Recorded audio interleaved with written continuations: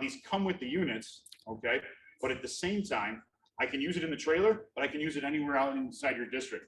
This unit, it's an iPad, marries to an extinguisher, it has the real weight, but now I can actually simulate real fire scenarios through the system anywhere, including the trailer or any occupancy. The best thing about it, it's reactive, I should say, which means we set up an electrical fire and the user chooses a water can as their choice of extinguishers. Well, guess what? That actually reacts. It actually integrates and it actually will arc and spark back at them and say, hey, that was a bad decision. You chose the wrong extinguisher. So for the first time ever, we're actually able to give the reason why that occupancy has a certain type of extinguisher in there. So it also marries, now it allows us to create that multi-dimensional experience in these trailers. So the barbecue grill, which I'm going to show you, I can now take the FiAR, I can now create a digital barbecue grill, and then actually have the real barbecue grill with the different effects. We talked about some of the exterior features. One of the cool things, they all have an exterior TV, okay?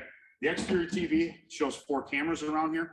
The 4 cameras allow, we have interior and exterior cameras, but now you kind of get that little Disney feel. So that you can have this set up as at station 1, right? You can either hook it up to a media player and play, you know, a fire safety video that you have recorded, or you can have people just waiting in line, so to speak. And it's kind of like Disney where you're like waiting to see, you can see the participants doing what's going on the inside. It's kind of a neat thing. Now, as we make our way this way, all right, we come into the rear of our units. Now we have a couple different configurations for our fire safety simulators. This unit that's going to the US Army in South Korea is set up for our barbecue grill prop and our new industrial. The barbecue grill is pretty cool. It's the first of its kind. The way this works is when I turn on this, it's going to start, it has a propane system built in. And what it does is I can integrate this with the FiAR. So I can come in, start the scenario, which is, that's pretty cool. Smoke, fire effect. So I can use a fire extinguisher, but I can close the lid, turn it off, step away. Now I can integrate with the fire extinguisher, so I can actually have the FiAR do its digital aspect. I can then close the lid, turn off the prop, and I have multi-level activity for training. Pretty neat, pretty cool. It's loud, it's exciting, it's also kind of neat. Now, one of the things that we also offer, this unit has a barbecue grill. We just sent a couple units out that have our all ages forcible entry prop. That's your choice back here. The all ages forcible entry prop is kind of our core and our standard. And what that is it's an actual forcible entry prop that we have on our units that's designed to teach health and wellness and physical fitness. It is not there's not a lot I can teach on fire safety with a forcible entry prop. It's also designed for all ages. It's not designed for the truck guys to take the irons to. But the fact is, it gives us that. Now, one of the things we've seen is there's a big change in the fire service, right? We have less people taking the test. We have less people serving their communities.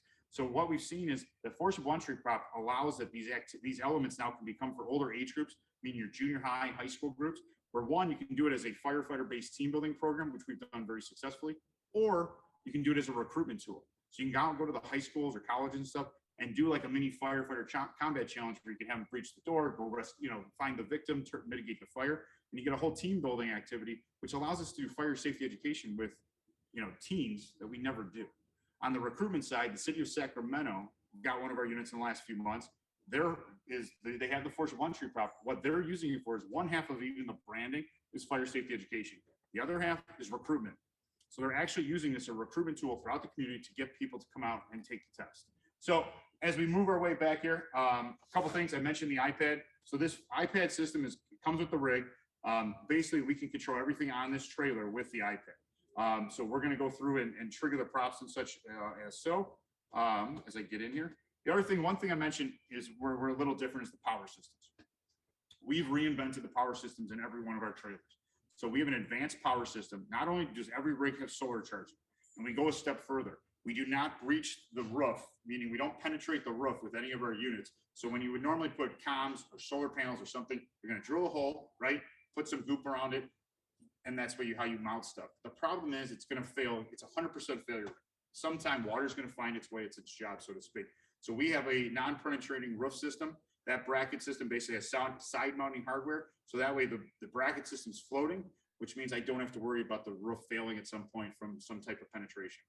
The other parts of the advanced power system, these rigs have a high capacity inverter, converter, and automatic transfer switch, which then also means we can allow for this to be able to, we can now have the inverter, okay, power everything on here, including the smoke machines.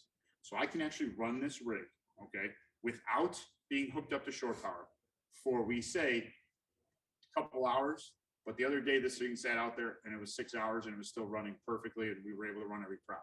It means if I'm going to do an event, technically I can run everything off of the battery system. The only thing you need the power for is the air conditioner.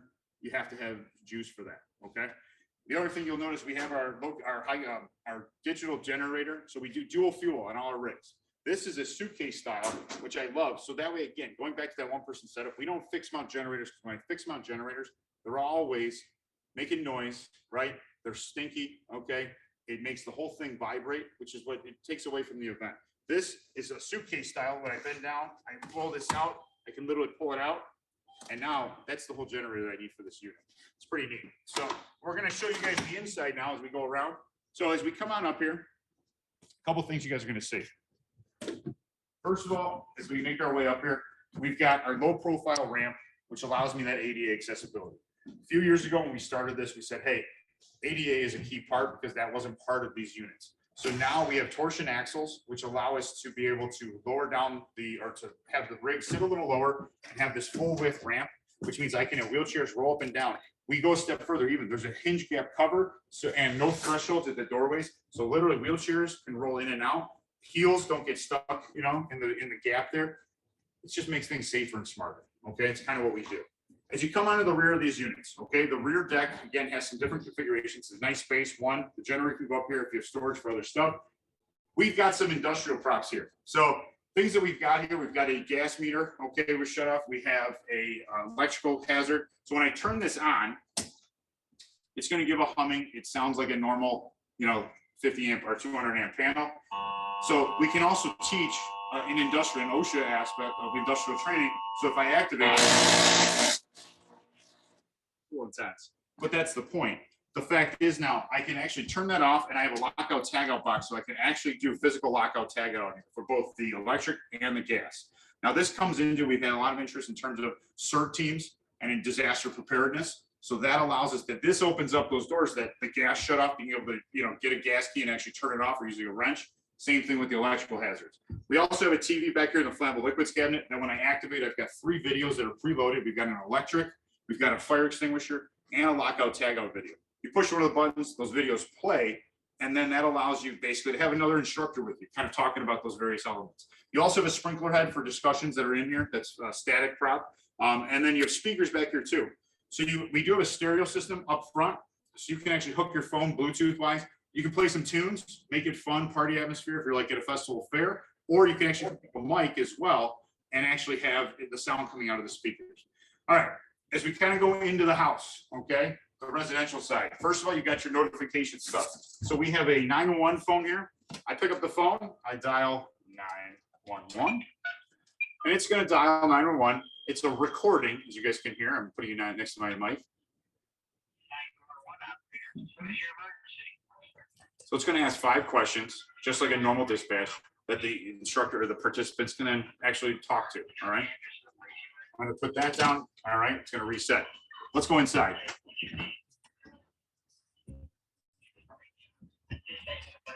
All right.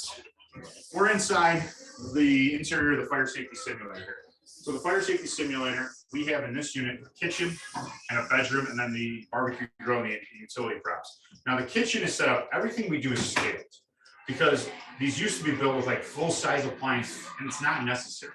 So we have everything is scaled down from the stove to the pot to the sink, everything is scaled down. So in the kitchen here, we've got our normal cabinets. So I have not only the oven that gets going, I've got the pot on the stove, I've got a toaster prop, okay? And then I've also got the different elements that go with it, being a gas shut off, water shut off, and electrical shut. So when we have to mitigate one of the hazards, excuse me, we actually have to do it multidimensional. So we have to, if the toaster prop gets going, which is being activated, I have to mitigate that element of it, but I also have the breakers. Why? That's real world. So if I don't have the break, you know, let's be honest, that's how I'm going to mitigate it if I don't know the hazard, right? Same thing with the gas. I have a gas and water shut off in here because let's be honest, for those in the Chicago area, oh, we've got the toaster going, all right? Toaster's going, it's plugged in, so my mitigation is pretty straightforward. I'm going to unplug it, step away. Then I'm also going to trip the breaker. Now, when we trip the breakers, they're mislabeled because let's be honest, that's real world. Now, with that, we have the breakers, we have the gas shut off along with the oven. So now, one of the things too, we even have a water shut off. The reason we have a water shut off is it's a static prop.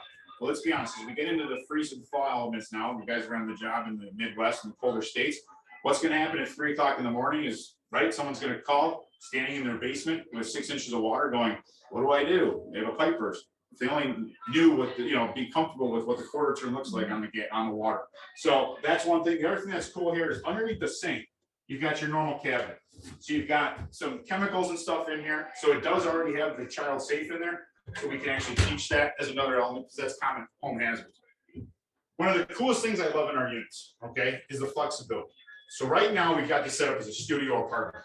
The studio apartment means I have the kitchen and the bedroom all together. If all I need to do is actually rotate this wall 90 degrees, all right, pin it. I now go from a studio apartment to a one bedroom occupancy. So I have a bedroom, a bed, a nightstand, a dresser, a window, and then a heated door prop. So what's kind of cool is it's everything shrunk down because again, it's able to facilitate all the needs of the activities and events. And it gives that, again, for kids, it allows them that flexibility to feel more like a real house. Okay. In our unit here, as we kind of look over this way, we have our heated door prop. Now, this is the first of its kind. The heated door prop is a low voltage power system.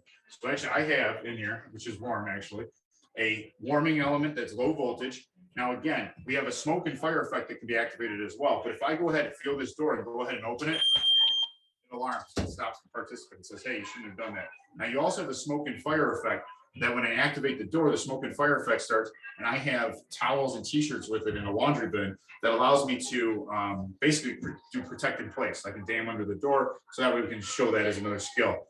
So the other things that you'll notice inside the rig here. And so one, we do have our Easy Clean wall system. So these wall systems, every wall in here is FRP, which means we have health safety protocols built in with not only the FRP, but also UV disinfectant lights. That means I can also clean the rig using Cavicide or our in-field kind of cleaners, where vinyl and aluminum and other materials, unfortunately, it's so corrosive, it damages that stuff. So from the cleaning, it makes things a little easier. The UV lights coming out of COVID, it's just for the what ifs, right? You can use this rig for whatever the next, monkeypox 6.0 or whatever is coming next. We have a pull station in the back here, the pull station with the manually activated smoke detector as well. Pull station has silence built in right away, so the instructor doesn't lose their hearing right away. And then you'll also notice decor around the unit. So this unit over here, we've got going to the U.S. Army in South Korea. So you'll notice a little Army flare, some stuff from South Korea and stuff. We try to make every unit look like the agency that it's going to. And even in the windows, one of the things we don't do is to crown out the windows. We still have windows to discuss finding 2 ways out and having windows, but we don't require the need of having a staff member outside the rig stationed by a window, because really, what's little Johnny smartass going to do every time at the top step, right? He's going to jump into your firefighter's arms or whoever's out there. One, he might get injured, or he might injure your firefighter or staff member.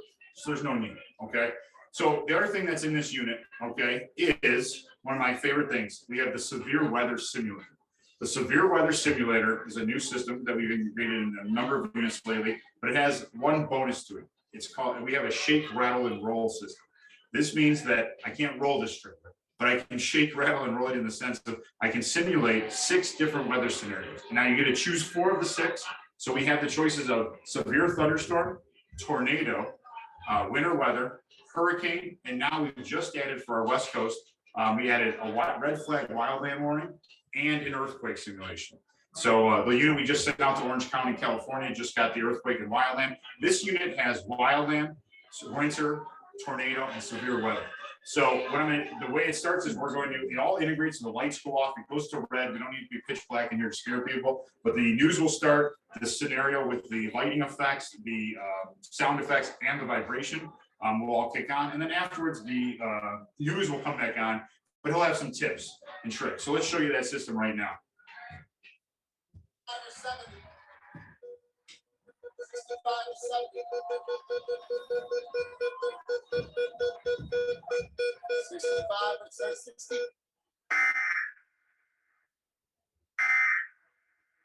Breaking news from your JHB Action News team.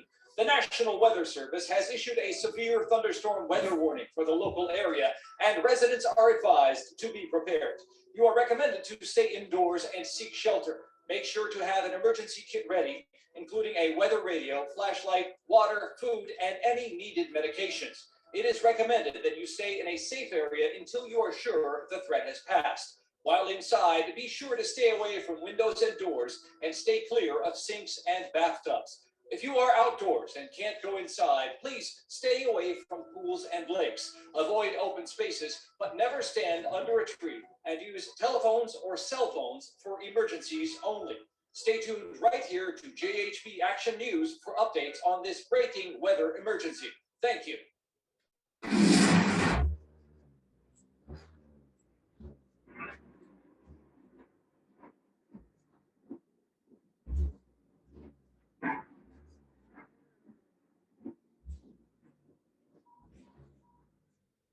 Hi again. We're glad you're safe.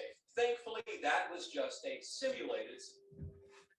All right, he actually goes through some tips, but I'm gonna save some time for you guys. So really, that's the majority of everything in the fire safety simulator here at JHB Group. Just other things that we do have going in the works right now, and just some tips and tricks. One other system is our virtual reality fire sprinkler demonstration. We have the VR fire sprinkler demonstration. That is a Oculus-based system. Okay, it does allow participants to go through 4 different occupancies, seeing the benefits of fire sprinklers. We took that as a standalone unit, so similar to the FiAR. It comes in a Pelican case that allows you to take it wherever, because what we've determined is that's not necessarily a kid's safety education element. It's more for new construction and building development. So it allows you can go to a village board meeting, have them wear the Oculus, and they can actually walk through 4 different occupancies. We have a commercial office, industrial warehouse, a residential bedroom, and a residential kitchen. The unit basically is 360 around you. It's virtual, but you can watch a fire evolve with the temperature gradients, and then the system restarts, and it actually has sprinkler heads, and it shows the activation, it shows the difference in the thermals and elements like that. Pretty neat little standalone. Couple things, it's grant season. A lot of agencies around here looking for their FPS grants. FPS grants have changed a little bit. One, requirements. If you want to apply for a fire safety trailer, okay, and we call them simulators because the thinking of a trailer is that outdated RV style, the giant beast. The fire safety simulators, in terms of the ability to get them for a grant, you have to remember, it has to be, you're going to share it with another department. You cannot apply for an FPS grant for a fire safety simulator if it is only for one department. So just something to keep in mind. The other thing is, the reason we have the VR fire sprinkler demonstration system in there, one of the key components under the priorities under the CRR this year in the fire FPS grant NOFO is that fire sprinkler education. So because of that, we have the VR fire sprinkler. The only other way to do fire sprinklers is to have the old style trailers that have a big box on the back. It's plexi. It requires propane, water, which us in Chicago means it's going to freeze, most of our time, so I can't use it. But it also adds weight and length to my trailers, which takes out that one person setup and easy use. So those are some of the benefits. We went to the VR system because it checks the box, it facilitates that need, but it allows us that ability to get you score more points with the FPS grant. Otherwise, if you guys have questions, please share them. We will record this. We're going to do our next video in the next month or so with the command.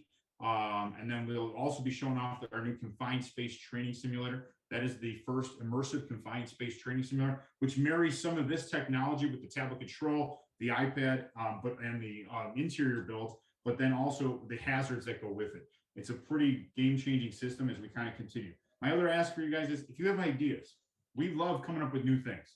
So if you have ideas, suggestions, there's an idea you have on a new prop or something like that, please let us know, okay? Because we always like building new stuff. What questions might you have? I have one. What's the average cost? Average cost, good question. So the average cost, these will start at $140,000, okay?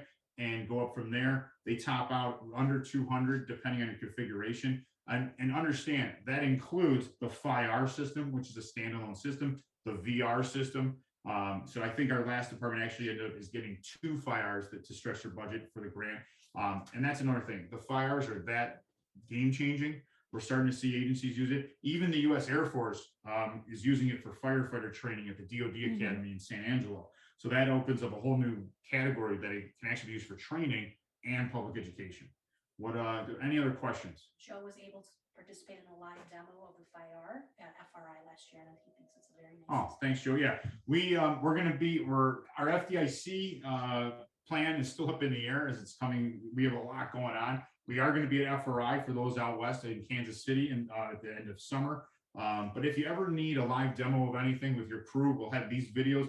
We also have access to our training videos. So as you guys go through the process with us, we give you the training videos to be able to do virtual training, but it allows you another inside look. But we'll share this link for this video as well for anyone that needs it to share with their staffs to ask and answer questions.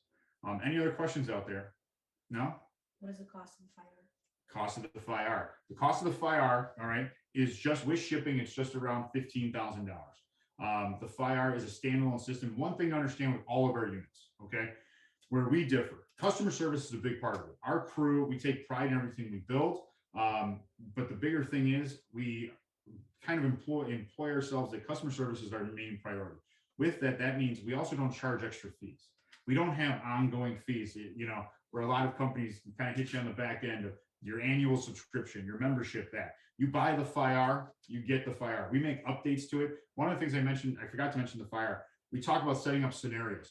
In the FiAR, I can actually I can create different props, okay, or drop different props or 3D props, that is. So I can actually put a 3D barbecue grill in the system on the trailer or in your office, okay, and integrate that into the training. Now, what that also means is if you have a prop that's something that is in your district that you'd like to see, last year we added an 8-foot Christmas tree. Why? Because now we can, during the holidays, we can actually have something relatable, right, to the audience. Everything we try to do is to relate to the different age groups and different audiences. Any other questions out there? That's it. Cool.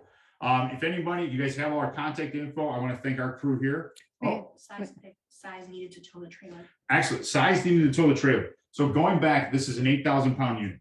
So first of all, we use a 2 5/6. They're bumper poles, but at 8,000 pounds, I've towed this with a Tahoe, a Suburban, an F-150, and F-250 going out from there. You do not need the dually. You do not need this dedicated beast of a vehicle. That's kind of flexibility. We build everything with the ability to have it. We kind of say it, even our commands are built on the Christmas Eve 2 a.m. model. All right, what vehicle is going to be in the shop on Christmas Eve, or that person's out off sick or whatever. So that goes back to making sure this is flexible. We want these things used. Please understand, fire safety trailers for years, right, sat out back behind the firehouse. Okay, you pulled it out for open house once a year because they were so big and bulky. And so we've tried to change the game where that is not the case. These are used as regularly as possible because this is not an elementary school rig. If you're only going to elementary schools, you got to open up the eyes a little bit, so to speak, because you can now reach junior high, high school, colleges, it's kindergarten to senior citizens and everyone in between. So that's kind of our goal with making sure that we increase our frequency with the ability to train, because let's be honest, that's where we need to get back to in terms of the fire service. So we thank you guys all for joining us today, taking the time. I kept it not bad, under half an hour. That's pretty good. As my people that know me, I might talk a little bit, but we thank you guys for checking this out. We hope to see you on the next one. Thank you. And yeah, be safe out there. And thank you again. Again, this is Chris Gantz with JHB Group with our fire safety simulator that's going to South Korea next week for the U.S. Army. So take care, guys. Have a great day. Bye. Did someone take me off?